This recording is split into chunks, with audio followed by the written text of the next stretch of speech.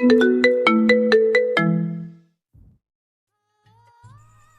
হয়েছে তোমার? কণ্ঠ এমন শোনাচ্ছে কেন? মার্শাদকেও দেখলাম দৌড়ে চলে গেল। কি হয়েছে বলো। মাহি ফুপিয়ে উঠল। আহনাব ব্যতিব্যস্ত হয়ে জিজ্ঞেস করল, কি হয়েছে বলবে তো? কান্না থামাও। কি হয়েছে? দাদির কিছু হয়েছে? আঙ্কেলের কিছু হয়নি তো? মাহি নিজেকে ধরে রাখতে পারল না, কান্নামাখা কণ্ঠে বলে উঠল, বাবার হার্ট অ্যাটাক হয়েছে, আমি হসপিটালে আছি। দাদিও কাঁদতে কাঁদতে অসুস্থ হয়ে গেছিল, তাই তাকে ঘুমের ইনজেকশন দেওয়া হয়েছে। আহনাফ বেশি কথা না বাড়িয়ে হসপিটালের ঠিকানা নিয়ে মৃদুলদের নিয়ে বেরিয়ে পড়ল।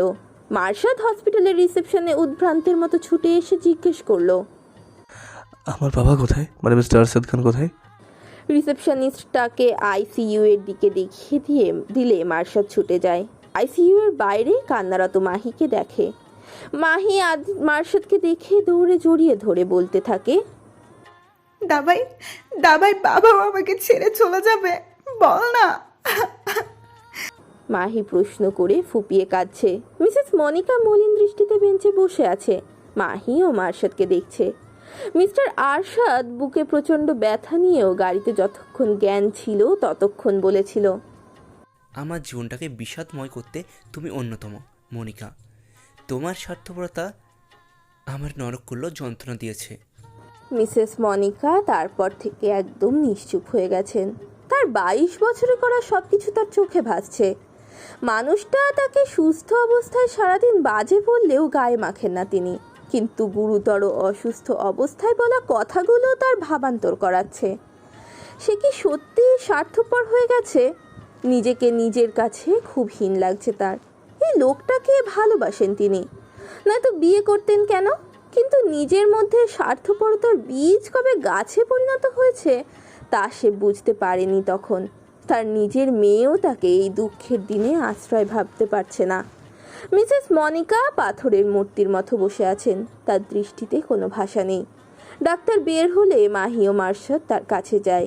ডাক্তার হতাশ স্বরে বলে, দেখুন মিস্টার, আরশাদের হাতের দুইটা ধ্বনিটা অনেকটা ব্লক ছিল, সে মেডিকেশন নিচ্ছিল, এখন ব্লক আরও বেড়ে গেছে। আমরা এনজিওপ্লাস্টি করব, কিছুটা রিস্ক আছে, আশা করি আল্লাহর রহমতে ঠিক হয়ে যাবে। রাত 12টার মতো বাজে। মার্শাদ পকেট থেকে ফোন বের করে দেখে আদিরা ও আহনাফদের অনেকগুলো মিসড কল। সাইলেন্ট করার দরুন শুনতে পায়নি সে। ফোন কিভাবে সাইলেন্ট হলো তা সে নিজেও জানে না। আহনাফরা এসে পৌঁছলো। ওরা এখন মাহি ও মার্শাদের পাশেই আছে। আদিরা অনবরত ফোন করা দেখে মার্শাদ তাকে ফোন করে সবটা জানালো। আদিরা চাইছিল এক্ষুনি আসতে, কিন্তু মার্শাদ মানা করলো তাকে। রাতের বেলা আসার দরকার নেই, কাল সকালে মার্শাদ নিচে নিয়ে আসবে। মার্শাদের বাবার খবর শুনে মার্শাদের ফুপিরাও চলে এসেছে। মার্শাদের দাদিকে তো ঘুম পাড়িয়ে রাখা হয়েছে। সকালবেলা আদিরা রাস্তার জনমানবের সমাগম শুরু হতেই নিজে হসপিটালের উদ্দেশ্যে বেরিয়ে পড়ে। ঠিকঠাক চেনে না বিধায় রিকশায় উঠে ঠিকানা বলে দিয়েছে। পথিমধ্যে ঘটে গেল এক দুর্ঘটনা। এক মাইক্রো রিকশাটাকে ধাক্কা দিয়ে ফেলে চলে গেছে। আদিরা রিকশার ভেতরে থাকায় হুকে লেগে হাতে অনেকটা কেটে গেছে, আর মাথার বাম পাশে কিছুটা ব্যথাও পেয়েছে। পায়ে ছিলে গেছে বেশ কিছুটা। রিকশাওয়ালাও পায়ে বেশ ব্যথা পেয়েছে। আশেপাশের লোকজন জড়ো হয়ে আগে আদিরাকে ওঠায়, তারপর রিকশাওয়ালাকে সোজা করে। সামনে কিছুটা দূরে হসপিটালে এক মহিলা আদিরাকে নিয়ে যায়। আদিরা রিকশাওয়ালাকে তার ন্যায্য ভাড়ার সাথে অতিরিক্ত ভাড়া দিয়ে আসে।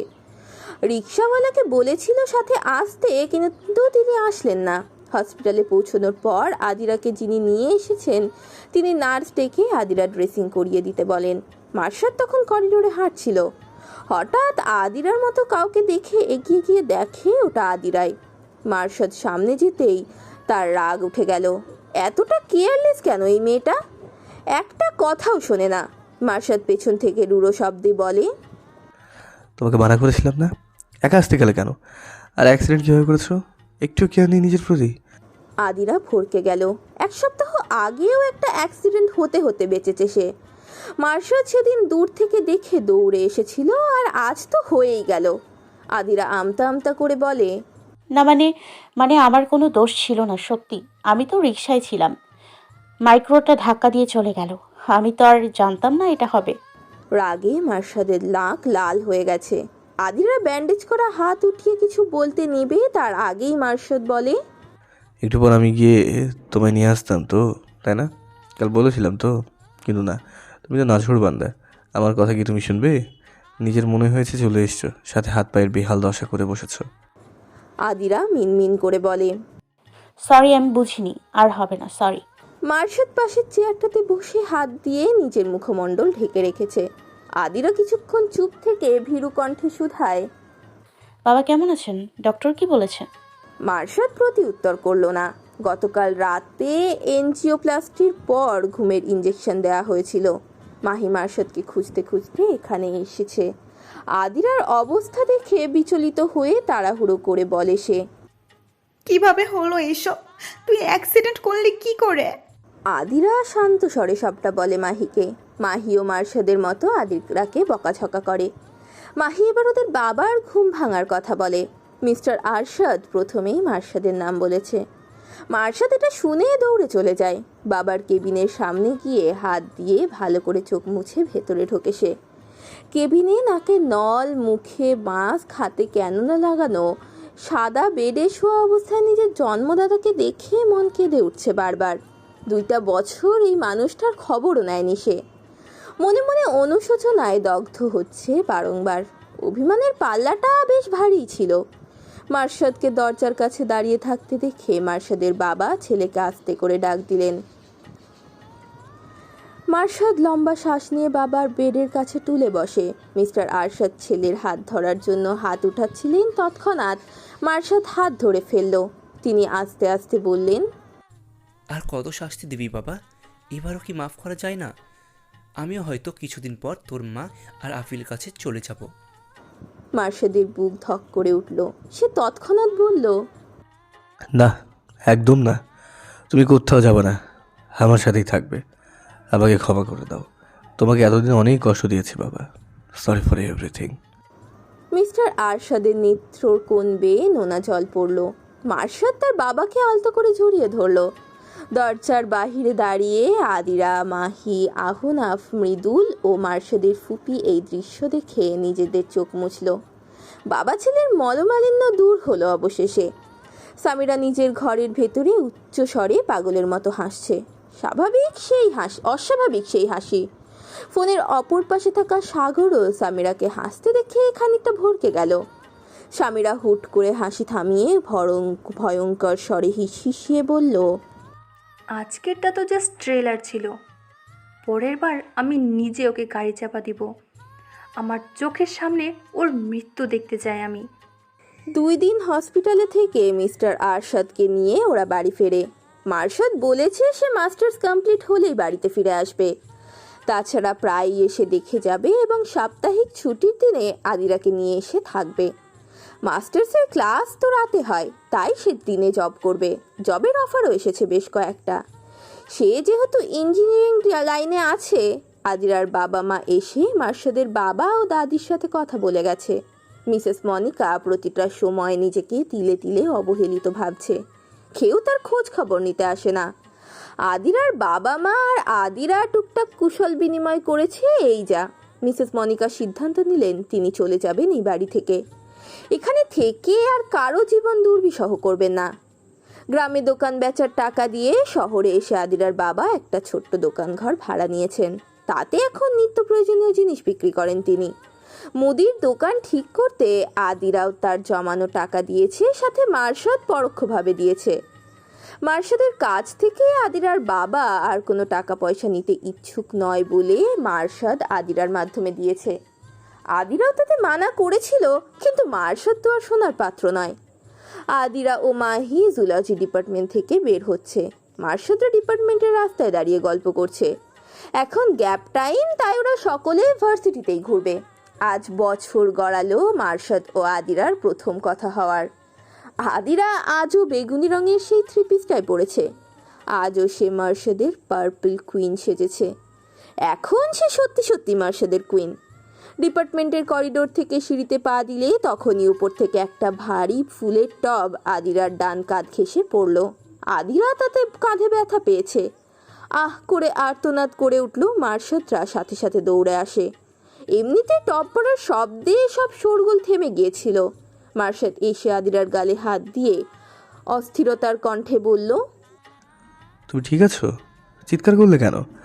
কথাটা বলে সে আদিরাকে পরখ করছে কোথাও চোট পেয়েছে কিনা। আদিরা আস্তে আস্তে বলে, কাঁধে একটু লেগেছে, আর কিছু না, আপনি ব্যস্ত হবেন না। মার্শাদ ভাঙা টবটার দিকে তাকিয়ে দোতলার দিকে তাকালো। মৃদুল পাশ থেকে এসে সন্দিহান কণ্ঠে বলে, আদিরের সাথে ইদানিং খুব বেশি দুর্ঘটনা ঘটছে বলে তোর মনে হচ্ছে না? রবিন ও রাহিলও মৃদুলের সাথে সুর মেলালো। রবিন বলল। মার্শাদ চিন্তায় পড়ে গেল। মাহি মার্শাদকে বলে, তা ভাই, তুই এতকে চোখে চোখে রাখবি, ব্যাপারটা আমার ভালো ঠেকছে না। বাকি 2টা অ্যাক্সিডেন্ট হলেও ফুলের টপটা কেন উপর থেকে পড়বে? উপরের করিডোরে তো রেলিং আছে, তাও ইটস সিমেন্টের। আহনাফ শান্ত কণ্ঠে বলে, আমার স্বামীর কেউ সন্দেহ হয় সাগর হলে মার্শাদের উপর আক্রমণ করত। তাছাড়া সাগর শেষবার দেলোয়ারকে এনেছিল যাতে আদিরাকে নিয়ে দেলোয়ার ও মার্শাদের দাঙ্গা পারে। সে তো নিজে আক্রমণ করতো না। যেহেতু এত বোনামি আক্রমণ হচ্ছে, তাও আদিরার উপর, তাতে আমার স্বামীরাকে বেশ সন্দেহ হচ্ছে। ওই দিনের পর স্বামীরাকে দেখাই যায়নি, আমাদের সামনেও আসেনি। সবাই চিন্তিত হয়ে পড়ল। আদিরা ভীত হরিণীর মতো মার্শাদের বাহুবন্ধনে আবদ্ধ। এদিকে সামিরার আগে টেবিল ঠেলে ফেলে দিয়ে চিৎকার করে বলল, আর একটুর জন্য টপটা আদিরার মাথায় পড়লো না। ইস, মিস হয়ে গেল। তোমাদের দিয়ে কোনো কাজই হবে না। আমি যাবো এরপর। আমার রাতের ঘুম হয় না ওই মেয়েটার মার্শাদের সাথে হাসি খুশির চেহারাটা মনে পড়লে। আমার আমার এখন আমি কি করব? না না, ওকে ওকে আমি মেরেই ফেলবো। কথাগুলো বলছে আর নিজের চুল টানছে সামিরা। সাগর সামিরাকে এতটা উত্তেজিত হতে দেখে ঘাবড়ে গেল। সামিরার চোখ রক্তবর্ণের হয়ে গেছে। সাগর ওকে শান্ত করতে জড়িয়ে ধরলো। সামিরা তাও শান্ত হচ্ছে না। আস্তে আস্তে সামিরার দেহ ভর ছেড়ে দিয়ে নিস্তেজ হয়ে পড়ল। সাগর চিল্লিয়ে পানি আনতে বলে সামিরাকে কোলে তুলে বেঞ্চে শুইয়ে দিল।